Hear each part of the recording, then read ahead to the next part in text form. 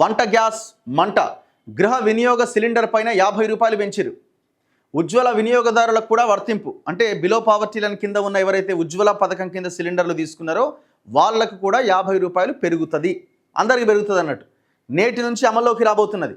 హైదరాబాదులో సిలిండర్ ధర 905 రూపాయలకు చేరుకోబోతున్నది. లీటర్ పెట్రోల్ డీజిల్ మీద 2 రూపాయల చొప్పున ఎక్సైజ్ సుంకాన్ని పెంచారు. కాకపోతే వినియోగదారుల మీద ఆ భారం ఉండదు. ఆ భారాన్ని చమురు కంపెనీలు భరిస్తాయట. ఎక్సైజ్ సుంకం పెంపుతో సర్కారుకు 32,000 కోట్లు వస్తున్నాయట. అంతర్జాతీయ మార్కెట్ ధరను బట్టి గ్యాస్ ధర పెంచామన్న కేంద్ర మంత్రి. వీళ్ళు సింపుల్గా ఏం చెప్తారంటే అంతర్జాతీయంగా చమురు ధరలు బ్యారెల్ చమురు ధర పెరిగినప్పుడు పెంచినామంటారు. తగ్గినప్పుడు ఎందుకు తగ్గారు? మరి తగ్గినప్పుడు తగ్గారు అట్లే ఉంటుంది. పెరిగినప్పుడు మాత్రం పెంచుకుంటూ వెళ్ళిపోతారు. గ్యాస్ సిలిండర్ ధర పెంచడం వల్ల రాష్ట్రంలో 91 లక్షల కుటుంబాల మీద ప్రభావం పడుతున్నది. 31 లక్షల మంది మహాలక్ష్మి లబ్ధిదారులకు ఊరట. వారిపైన భారం మోపకూడదని సర్కార్ నిర్ణయం. సో దీనివల్ల ఏమవుతున్నది? ఇప్పుడు 500 రూపాయలకు సిలిండర్ ఇస్తామంటున్నారు. ఇప్పుడు రాష్ట్ర ప్రభుత్వం మీద భారం పడ్డం అంటే ప్రజల మీద పడ్డట్టే కదా. ఈ 500 రూపాయల సిలిండర్ కారణంగా ఇప్పుడు పెరిగిన 50 రూపాయలతోటి 50 రూపాయల వర్త్ ఎంత అంటే 31 లక్షల కుటుంబాలే దాదాపు 70 కోట్లేమో భారం పడుతున్నది. ఎవరికి? రాష్ట్ర ప్రభుత్వానికి. ఎందుకంటే రాష్ట్ర ప్రభుత్వం భరించాలా 50 రూపాయలు. వంట గ్యాస్ వినియోగదారులకు కేంద్ర ప్రభుత్వం షాక్ ఇచ్చింది. గృహ అవసరాలకు వినియోగించే 14.2 కిలోల ఎల్పిజి సిలిండర్ ధరను సోమవారం ఏకంగా 50 రూపాయలు పెంచింది. ఈ పెంపు సాధారణ వినియోగదారులకే కాకుండా ఉజ్వల పథకం లబ్ధిదారులకు కూడా వర్తిస్తుంది.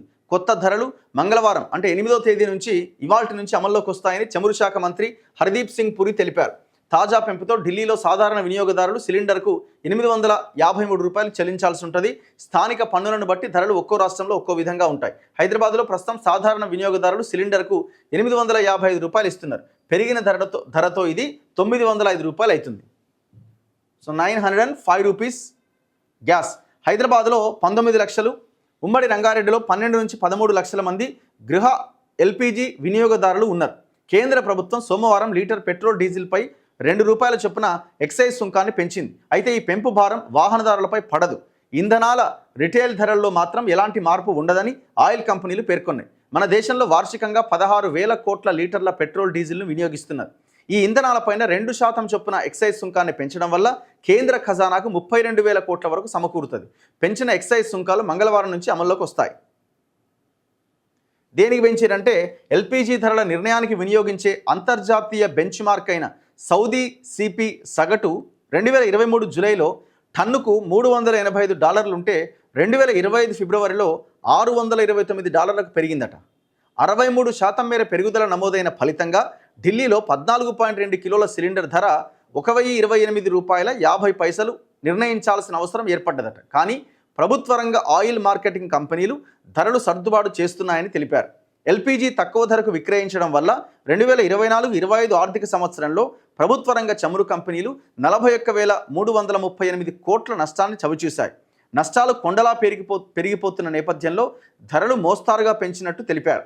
ప్రస్తుత ధరల వద్ద ఉజ్వల వినియోగదారుల వంటకు రోజు అయ్యే ఖర్చు 6 రూపాయల 10 పైసలు ఉంటే సాధారణ వినియోగదారులకైతే 14 రూపాయల 58 పైసలు ఉంటుందని, ఇది సహేతుకమైనదని పేర్కొంటున్నారట. ఎట్లా లెక్క కట్టిరో మరి ఇల్లు అంటే మామూలుగా పేద వాళ్ళు అయితేనట ఎవ్రీడే వాళ్ళకి వంట గ్యాస్కి అయ్యే ఖర్చు 6 రూపాయలు అవుతుందట. ఇక కొంత ఎబో మిడిల్ క్లాస్ అయితే 14 రూపాయల 58 పైసలు అవుతుందట. ఇది పెద్ద భారం కాదని కేంద్రం చెప్తున్నది. సో మొత్తం 15 నెలల్లో 9 సార్లు పెంచిరట.